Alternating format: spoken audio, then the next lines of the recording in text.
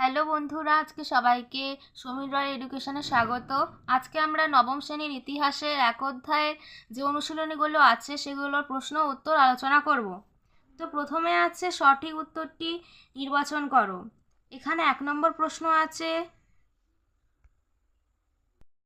1789 ফরাসি বিপ্লবের প্রাক্কালে ফ্রান্সের সিংহাসনে ছিলেন কে?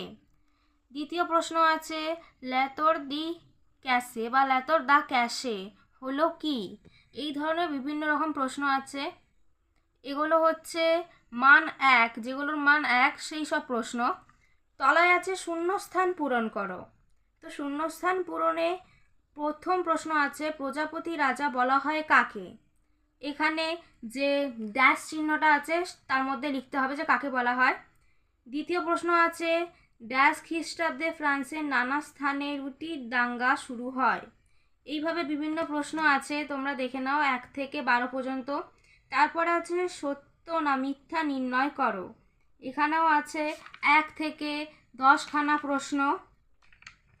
তারপরে আছে বাম দিকের সঙ্গে ডান দিকের স্তম্ভ মেলাও।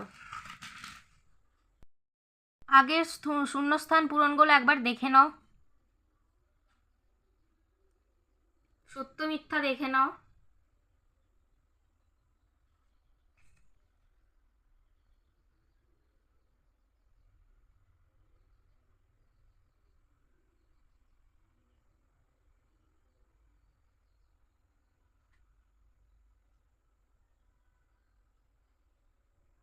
তারপরে আছে স্তম্ভ মেলাও। প্রথমটা আছে ভলতেয়ার, সেটার সাথে কোনটা মেলাবে?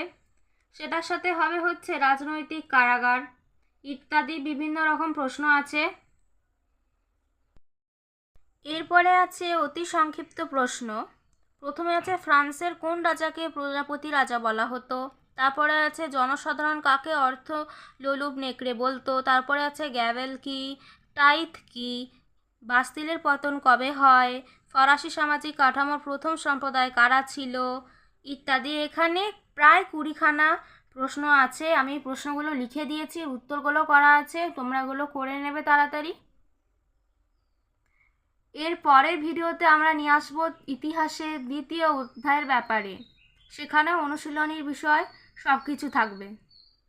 তবে এর যে বাকিটা আছে সংক্ষিপ্ত উত্তর ধর্মীয় প্রশ্ন, বিশ্লেষণ ধর্মীয় প্রশ্ন, নিম্নলিখিত প্রশ্ন, এগুলোও আমরা পরে নিয়ে আসবো। আজকে যে প্রশ্নগুলো দিলাম সেগুলো উত্তর সমেত লেখা আছে, তোমরা এগুলো লিখে নেবে। আজকে এই পর্যন্তই।